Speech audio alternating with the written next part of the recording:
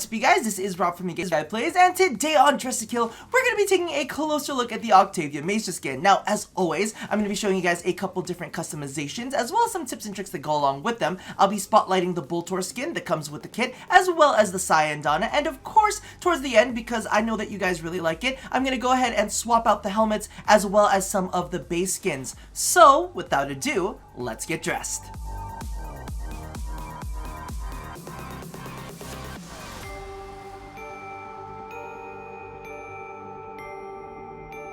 Okay, so if you are a regular on my channel, this is definitely something that you have seen a lot of recently, and that's mainly because of the fact that I have taken my obsession with rose gold to a whole nother level. Now, rose gold, by definition, is a gold, so it's primarily a gold. However, it's not greenish, it's not yellowish, it's more leaning along the lines of kind of like a corally, pinky, rosy tone.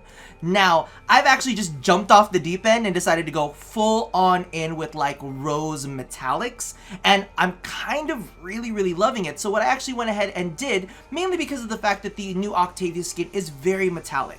So as you guys know, metallics tend to be easy to go overboard on when it comes to coloration. I went ahead and decided to do a little bit of like a gradient monotone look. So I went from rose gold into this kind of like jewel toned dusty deep rose, and like meet it in the middle with this kind of like softer rose. So as you can see, the primary is a little bit deeper than the rest of them, and the secondary kind of gradiates into something in between the two, and then of course we've got the classic rose gold for the accents. And I wanted to do something like that mainly because of the fact that it is a very eye-catching skin. You can like really blind people with it if you're trying to do too much, and I wanted to show a way of, you know, doing it but not necessarily doing it in such a way that you're going to be gouging people's eyes out. Let's face it, we already have enough noise complaints from Octavia as it is. We don't want eye complaints as well. Well, at least I don't. I know there are some people out there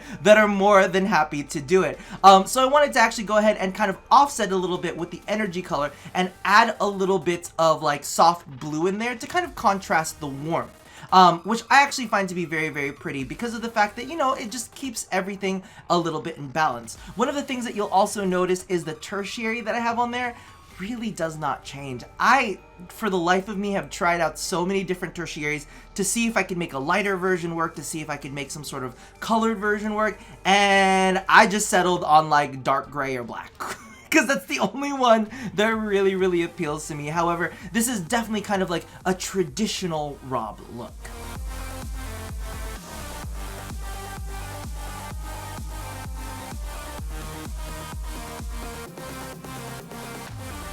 Moving along to our second look, as you guys can see here, I decided to mix it up a little bit. I'm pretty well known for doing more warm looks, so I thought I would do something with a bluer base. I also wanted to go ahead and kind of bring out a little bit more of that metallicness, kind of give that cyborg robotic feeling. I almost feel a little bit like Sliver from Magic the Gathering going on here.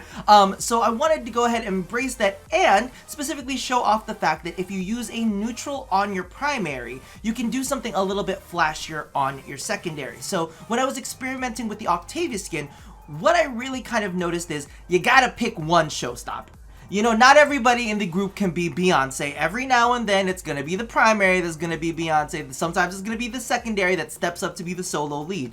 In this look, I wanted to go ahead and have the primary step back just a little bit and come in for the secondary. So as you can see right here, one of the things that I was actually playing around with as I was going in with the blue, I was like, I gotta do something cool, we gotta do something, but you know what, this violet looks kind of banging on there too, right? And then so I was sitting there and I was like, all right, you know what, we can kind of like, if we have a warmer gray on there, we could use a little bit of the red, we could do a bunch of different things. We could toss this like green in there, like it looks dope with all of these different colors. Now that is the key thing to remember, is you gotta pick and choose where to put your accents. You can't have all 5 be accent colors, right? You gotta kind of like say, all right, this is where we're winning. And so for this specific look, I wanted to go ahead and do that for the secondary, because in the third look, that's where you're going to see the primary shine. Now, the cool thing that you can do with this, because of the fact that you are a little bit more subdued for things, you can do some cooler things like this. And I'm going to show you this off, because while I do like this energy, I was also considering of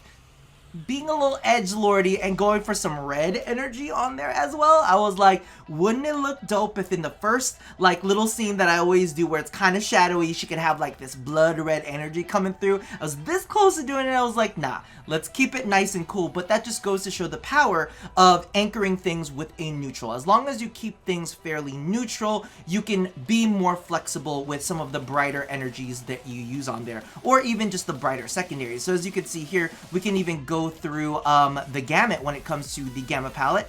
And as you can see, you can pretty much toss anything in there and it's gonna look fairly good. You know what I mean? There's some colors that I prefer over others to kind of go along with this. I would sway the gray into different tonalities depending on what I wanted to slot in. But as you can see here, because of the fact that we kept the core neutral, you can go a little bit stronger with the energy, or you can go a little bit stronger with the secondary, because you didn't go too overboard with all of the details. Remember, just pick one thing to shine.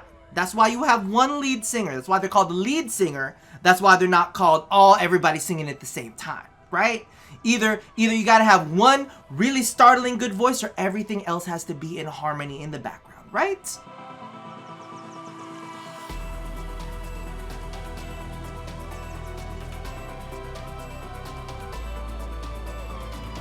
Alrighty, as you guys know, the C slot is notorious for being the most difficult for me to customize, and that's mainly because of the fact that I have a whole bunch of gas on the A and B slots. I'm like, let's make something iconic. What's the trend that you're going with now? Let's do a little bit of a crowd pleaser. But what we try to do with the C slot is something a little bit different from what we've done in the previous two slots. Now, in this case, in the B slot, we made the secondary metallic the one that really popped. So in this case, I wanted to go ahead and flip-flop that. Now, one of the things that people don't quite get is sometimes you can use other colors and more muted versions of other colors as neutrals. In this case, we've made brown the neutral color. So that means you can swap out the main color with other colors that are warm as well that kind of complement that, but it's still not going to steal the shine, because the primary tone that we've used here, we have just C3PO this honey up. Now, as you guys know, I do like using gold metallics. However, in the accent section, it's always usually like glimmers of metallics here and there. But this time, because of the fact that Octavia, Maestra, is literally enrobed in gold, I was like, honey, get that Midas touch on, right? And so I really like this combination because of the fact that the brown really brings out the warm tones in the gold. It almost makes it feel a little bit fall-like.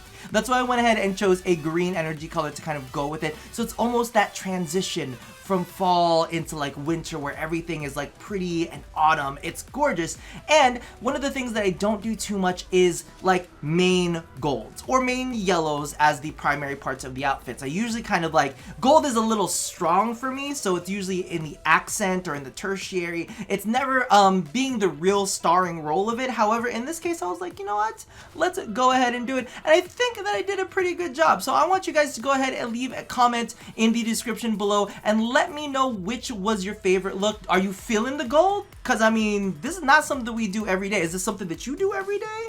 Go ahead and let me know, okay? Now, as for the other goodies that come with the Octavia Deluxe Skin Bundle, we also have the Horus Music Pack that goes with her Manticore. We have the Verissimo Sayandana, as well as the Bravura Boltor Skin. Now, let's go ahead and start off with the Sayandana. As you guys can tell straight out of the gates, it is another Jelly Sayandana. However, in this case, I have to say that one of the things that really always bothered me about those Jelly Sayandanas is their physics. Like, it's definitely unsettling. However, this one kind of sways a lot better than some of the other ones out there. The other ones do a lot more like bulbous jiggling, and because of the fact that this tends to be a little bit more of a flat panel, it doesn't hurt me as much. Does it still hurt me? Yes, it does. And the main reason that I'm like, I can never get my brain around it is because all of this looks like one single solid piece, right? It all looks like one single solid piece. However, none of this up here really moves.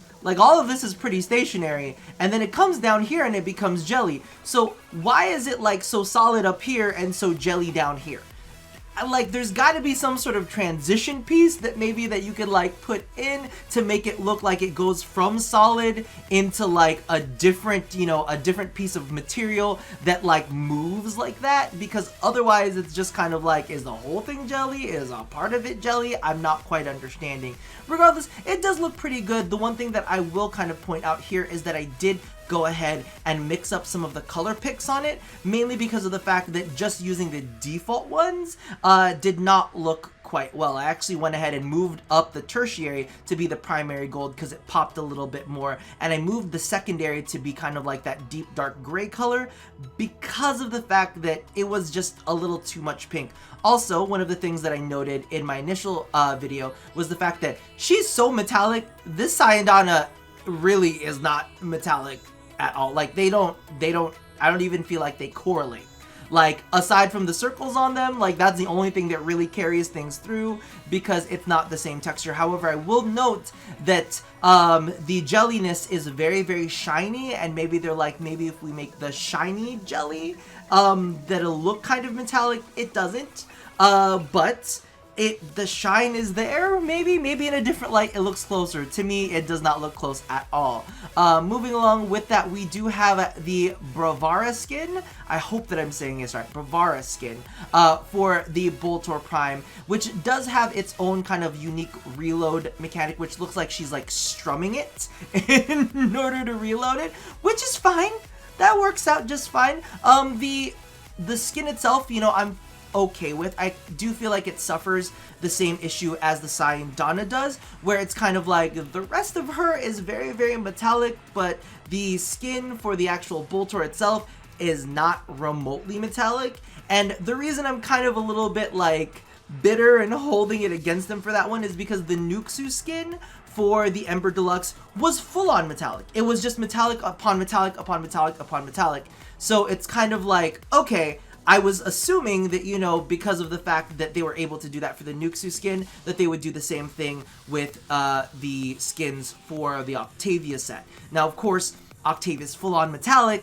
I was just expecting that they would continue the theme, but you know what? Hey, you know what? I'm not DE. They can do whatever they want with their properties. I'm just saying I like a little bit more consistency. However, I do have to say, I like the skin itself. I don't actually think it's bad, so I would pick it up, including the fact that the Horus music bundle, like usually on their own the music bundles are about 50 plats, so kind of like the price works everything out. It's almost kind of like you get the skin, you get the music bundle, and then you get the other two pieces for free anyway, so I don't say it's a bad buy. And closing things out, I wanted to go ahead and swap out a couple helmets for you guys, show you how it looked on this skin, as well as a couple main body skins so you can see how that works out as well. I haven't actually looked at this myself, so we might be in for a little bit of a surprise. I'm gonna say a big fat no on that, mainly because of the fact that the metallics on the body don't translate real well to the metallics on the head, and that's the exact same way that I kind of feel about the weapons in the SANDR. The weapons in the SANDR don't inherit the same kind of flashy, rich tones that are in the metallics for the body, and as you can see here, this is kind of like a stark reminder of that because of the fact that the helmet is not colored the same way that the body is colored. So part of me is like, no. I kind of feel like it's going to be the same way with the cadenza. It's exactly the same way with the cadenza. The cadenza is very, very matte. Even though I actually like the shape of the cadenza on there. I actually don't hate the cadenza on there. And if you guys wanted to try to use like certain shades that maybe made it a little bit better, that's actually a pretty, I kind of like bitter.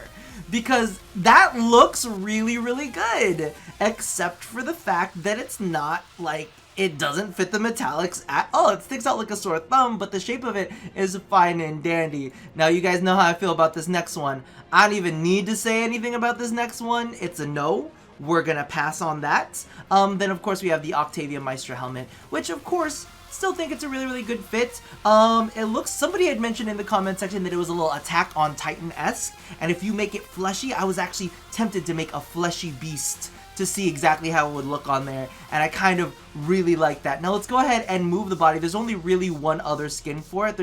Or two other skins. There's the regular, wow, that looks really bad. I don't know what it is. Maybe it's the neck piece that makes it look really bad, but that looks really bad.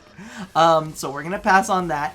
And this one does not look as bad, but it kind of suffers that same whole, like, it's not all metallic, so having a helmet that is full metallic does not really match up with it. I think that this is one of those helmets and skins that are better left, you know, to themselves, but you know what, you know, who am I to tell you how to fashion frame, right? In fact, you know, before we go, let's go ahead and do a little splash of red on there because, you know, this was a wish, a hope, a dream for me that I wanted to rock. Regardless, that about does it for this episode. Let me know how you guys feel about the Octavia skin. I know a lot of people were saying, I feel like it should have been a skin for Titania. I feel like it should have been a skin for Valkyrie, yada yada yada. Well, guess what? It's a skin for Octavia. Calm the fuck down. Deal with it. Leave those feelings in the comments below. How are you dealing with me raking you through the mud real quick? Because this is what it is. This is who it's for, and I actually really like the way that it turned out. I'm a big fan of it. Let me know which look was your favorite. Let me know if there are any certain colors that you absolutely love for the skin. Are you kind of feeling a little sad? Because I'm feeling a little sad that the rifle skin did not work for all of the rifles, but from what I was, at least from what I heard on the grapevine, is that the animations for it were just not working right if they made it universal for all rifle skins. But let me know, maybe let me know what other rifle you would want to see a specific skin for. You know, what do you think is worthy of the next skin? Maybe we'll get another bow skin. I don't know, we'll have to see. Maybe a whip skin. Come on, give us a whip skin, DE. So go ahead and toss all your feelings down in the comment section below, and as always, love somebody, hurt nobody, and touch your body. I'll see you guys next time. Bye-bye!